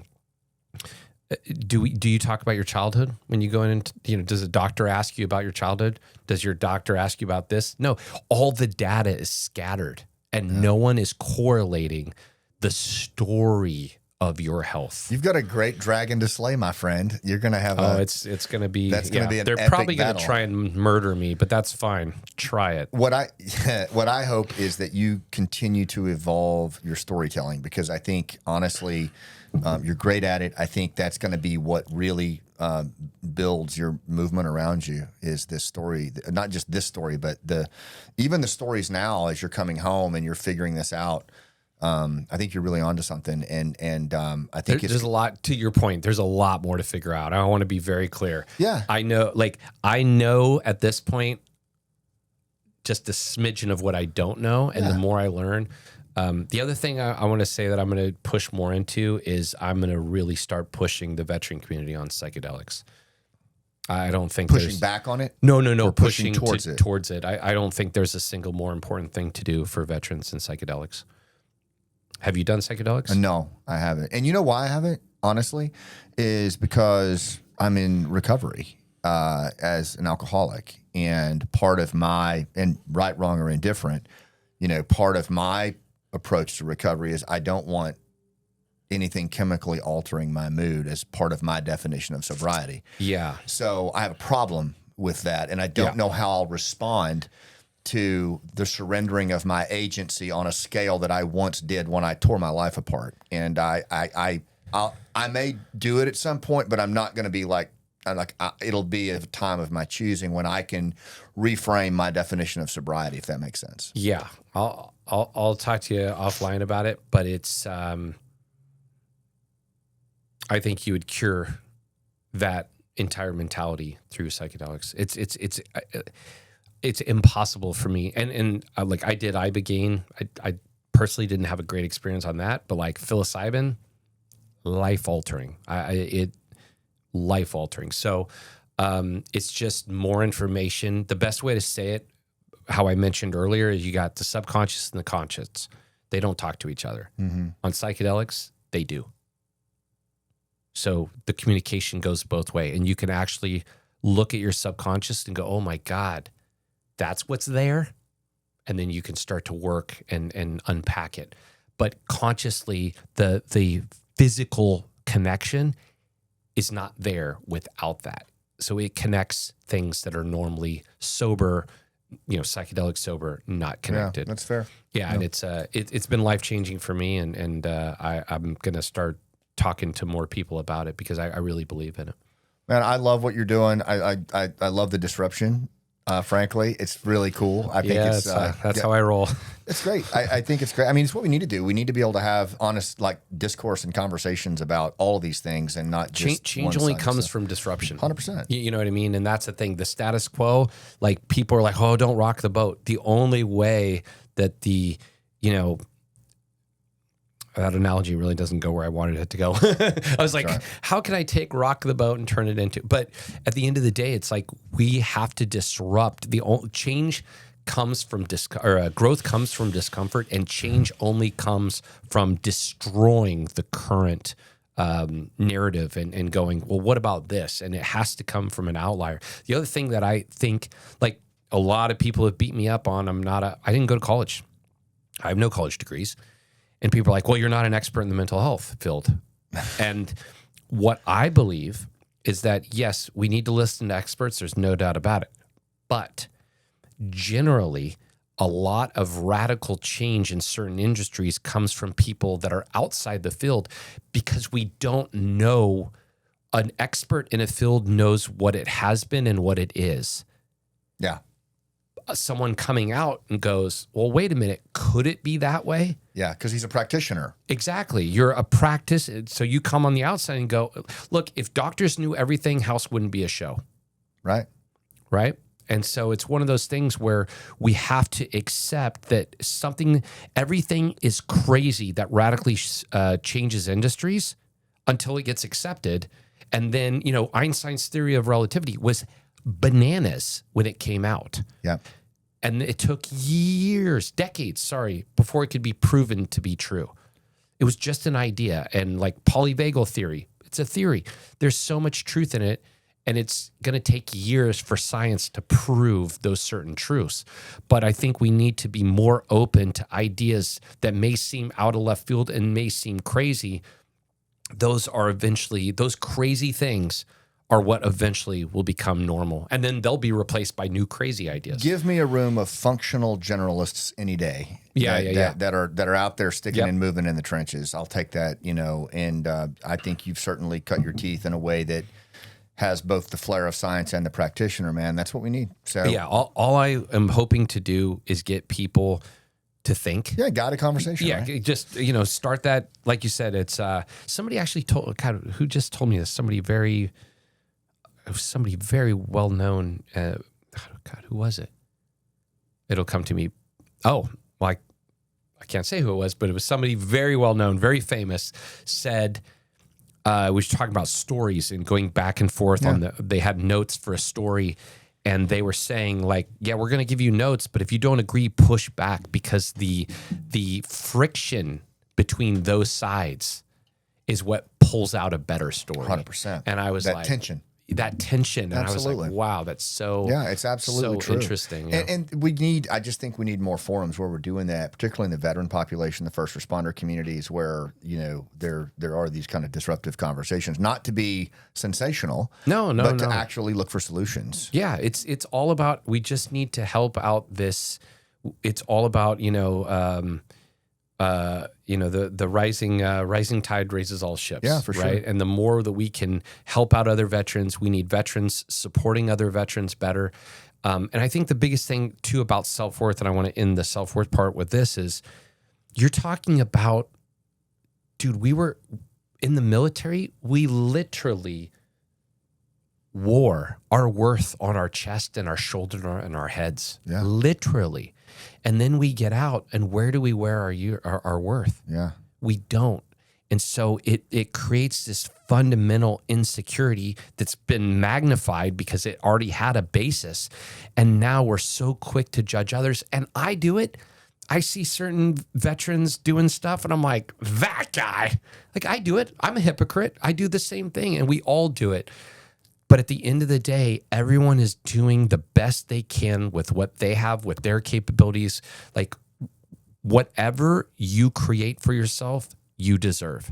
Yeah. And that's the last thing I'll end with. You don't get what you deserve. You get what you make happen. Tell us how we find the book and how we follow you. The book is anywhere books are sold, Amazon, whatever. I have some, autographed copies on my website, which is Tyler A. Gray, graywithane.com. I'm on pretty much all social media. I shouldn't say all social media. That's absolutely not true. Instagram, Tyler A. Gray, LinkedIn. Yeah, and you're Facebook. doing great podcast hits too, man. I hope everybody will follow Tyler as he's moving around, because every single one of them, they're super thoughtful, a lot of really high impact stuff in there.